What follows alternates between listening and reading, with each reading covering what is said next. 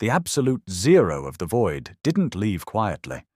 It fought back with a sensation like 1,000 glass needles shattering inside Isaac's marrow. He felt his heart lurch, a wet, heavy thud against ribs that hadn't moved in 3 million years. Through the frost-rimed glass of the pod, the world was a smear of clinical white and tactical black. Shadows moved with frantic, blurred purpose. He heard a language that was a jagged, phonetic ghost of his own, harsh vowels and clipped consonants that felt familiar yet utterly alien. "Careful," a voice barked, muffled by a plastic mask. "We don't know the atmospheric requirements for the occupant. Stabilize the vitals before you pop the seal." Isaac tried to scream, but his lungs were filled with the bitter, metallic taste of spent cryoprotectant. As a medic leaned over him, a heart monitor began to beep, a steady rhythmic ping that cut through the fog of his revival. Ping. It was the same sound, the same desperate, automated frequency he had heard in the dark, lifetimes ago. Ping. The hospital room dissolved. The white lights of the 21st century bled into the dim, flickering amber of the observation deck. He was back in the hollow ribs, the only home he had ever known, where the air tasted of recycled copper and the stale breath of 10,000 ancestors. The colony ship had been drifting aimlessly for so long that its origins were an enigma lost in the mists of time. It was a vessel of staggering proportions, large enough to hold several thousand colonists within its rotating drums and steel corridors. But nobody aboard remembered where they had come from, or where they were supposed to be going. Generations earlier, the ship had collided with a wormhole, a violent, spatial anomaly that had sent them careening through time and space. The impact had irreparably damaged the control section, shattering the navigation arrays and leaving the helm unresponsive. Without a way to steer or a star chart to follow, the massive vessel had become a metal tomb coasting through the dark on nothing but momentum. Isaac stood before the primary console, his fingers tracing the pitted surface of the deck plates. At 52, he was considered an elder in a society where the average lifespan was dictated by the efficiency of the hydroponic yields and the radiation shielding. He had spent his entire life within these steel ribs, and until this morning he had expected to die within them.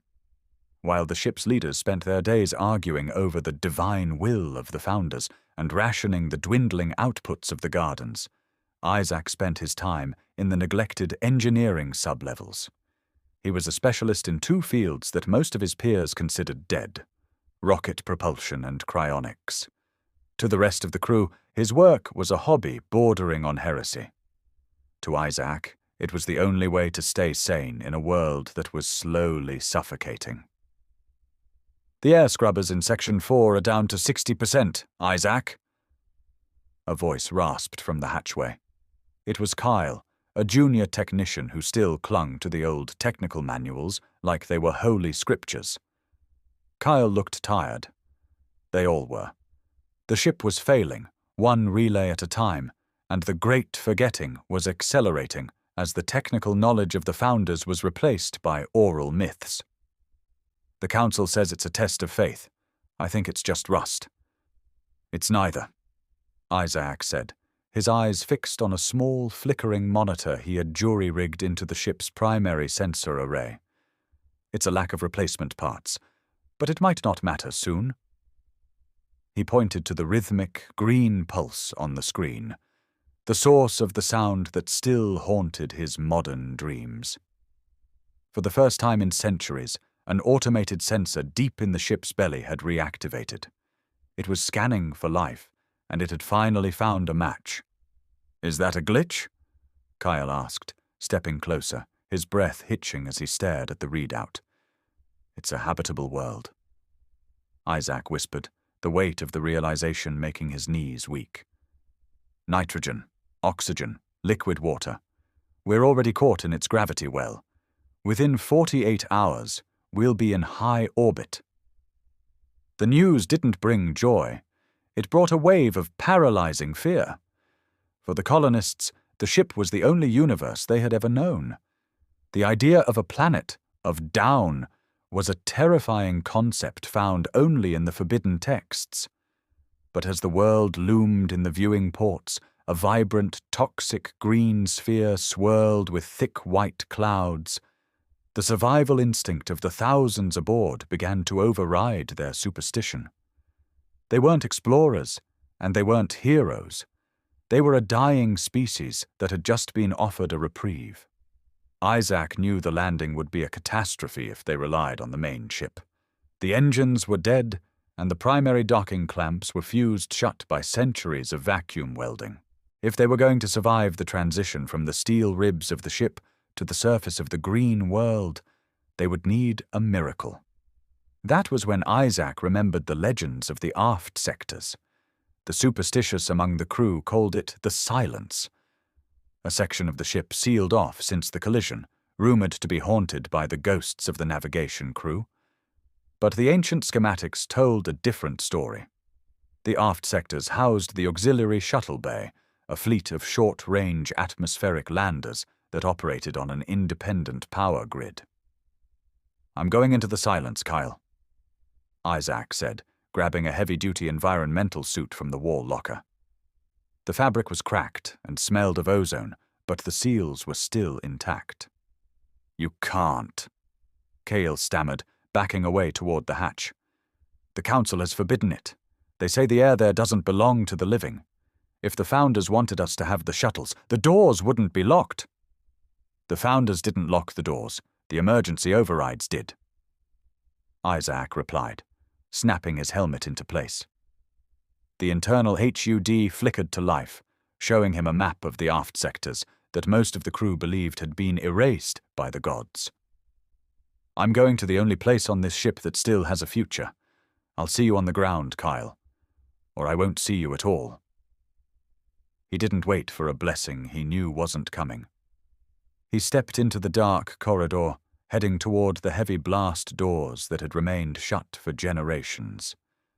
Every step toward the Silence was a step away from the life he knew, and toward the lizard planet that would eventually lead him to a white room in the year 2026, where a modern heart monitor continued to beep in perfect synchronization with his past. Ping, ping, ping.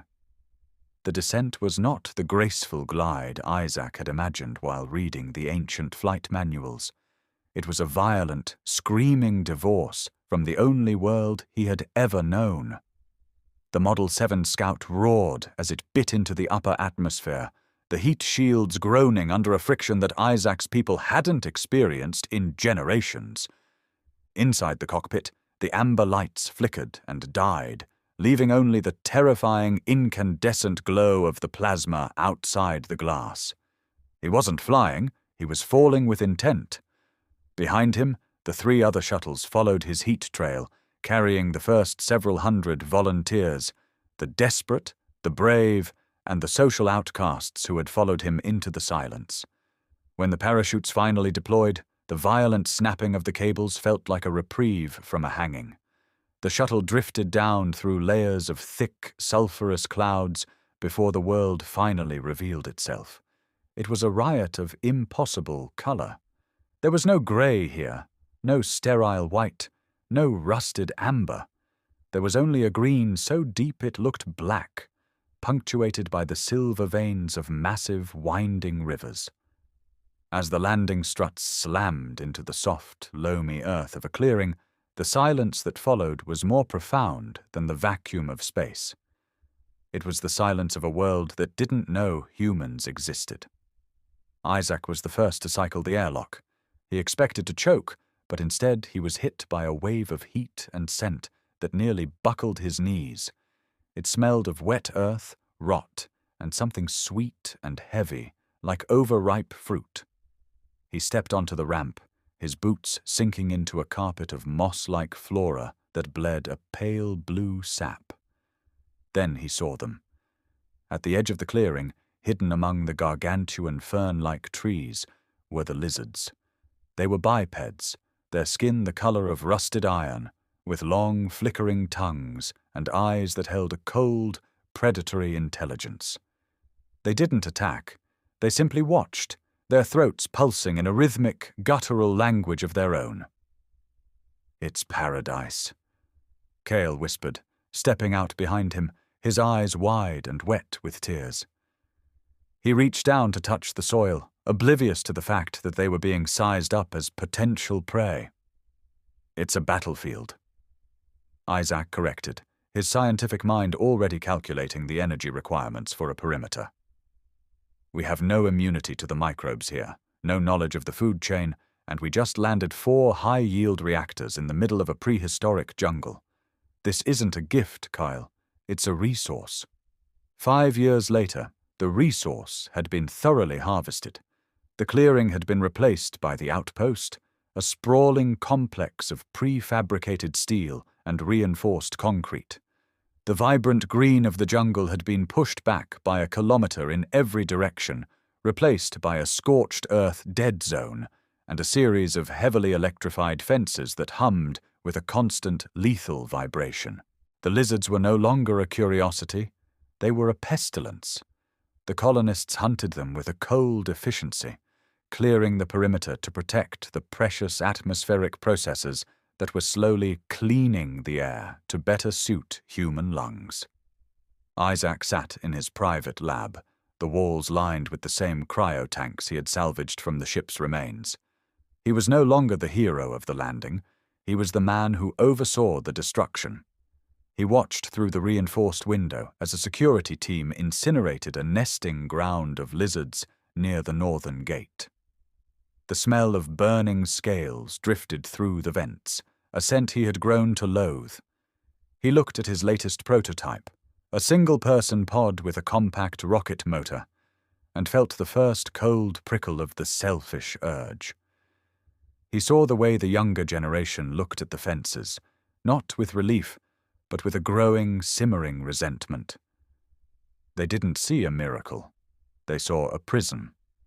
And Isaac, more than anyone, knew what happened when prisoners decided they'd had enough. By the 10th year, the miracle of the outpost had become a factory of resentment. The new breed, the children born on the planet's surface, didn't share the ship-borne terror of the silence or the void.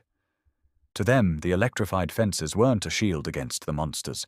They were the bars of a cage. They watched the iron-skinned lizards not as predators, but as the rightful heirs to a world the humans were systematically poisoning with their atmospheric processes. The air outside the perimeter was thick, humid, and vibrant, while the air inside the outpost was the same filtered, sterile ghost of a breath they had fled from on the ship. Isaac retreated further into the bowels of the research wing, his movements governed by a cold, mathematical certainty. He saw the graffiti appearing on the concrete walls. The green remains. The ship dies. He heard the whispers in the mess hall about the Children of the Green, a splinter group that had moved beyond mere protest into the realm of organized sabotage. They didn't want to live in a steel box anymore. They wanted the fences down, the reactors cold, and the planet returned to its primal state. Isaac, the man who had given them the world, was now the chief architect of their prison. "They've set a date, Isaac," Kyle whispered one evening, slipping into the lab and locking the door behind him.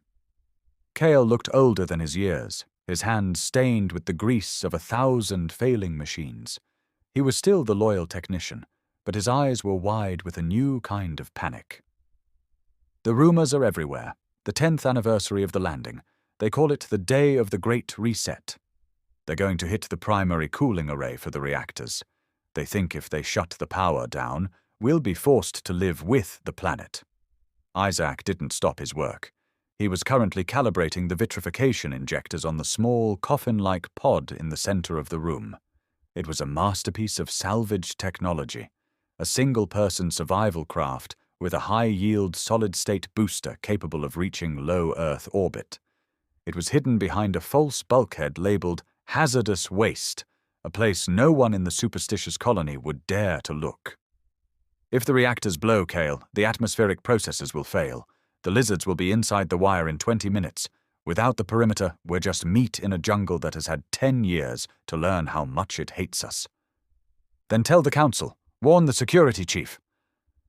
Kale grabbed Isaac's shoulder, turning him around. You're the hero of the landing, Isaac. They'll listen to you. Isaac looked at his old friend, and for the first time, Kale saw the crushing weight of the scientist's pragmatism. I tried, Kale. 6 months ago, I told the council the social pressure was reaching a breaking point. They told me to increase the voltage on the fences. Last month, I told them the children of the green had infiltrated the maintenance crews. They told me to focus on my research. They're as blind as the founders were on the ship. Isaac paused, his voice softening with a jagged edge of guilt. I can't save a people who are determined to burn their own house down. I can only save the data. The data? Kyle stepped back, his eyes darting to the pod. You're leaving. You're just going to sit in that box while the jungle takes us? I'm preserving the last of us, Isaac said, his voice flat. He felt the bile rise in his throat, the selfish survival instinct fighting against the remnants of his humanity. Someone has to remember the music, the math, and the history of the ship. If I stay, I die with the rest of you, and 3 million years of human struggle ends in a scream in the mud. If I launch, there's a chance, a fraction of a percent that someone, someday, will find the signal. Kyle didn't scream or fight. He simply looked at the pod, then back at the man he had followed into the silence. The betrayal was quiet and absolute. Without another word, he turned and walked out of the lab, leaving Isaac alone in the humming silence of his sanctuary. Isaac returned to the pod, his fingers shaking as he keyed in the final launch coordinates. He had 48 hours until the date. He spent the remaining time loading the digital archives of their civilization into the pod's memory. Shakespeare, the blueprints for the original ship, the genetic sequences of the colonists. On the morning of the anniversary, the outpost was eerily quiet. The children of the green didn't use banners or shouts. The first sign of the end was a low-frequency rumble from the reactor core, followed by the sudden, sickening death of the hum in the fences.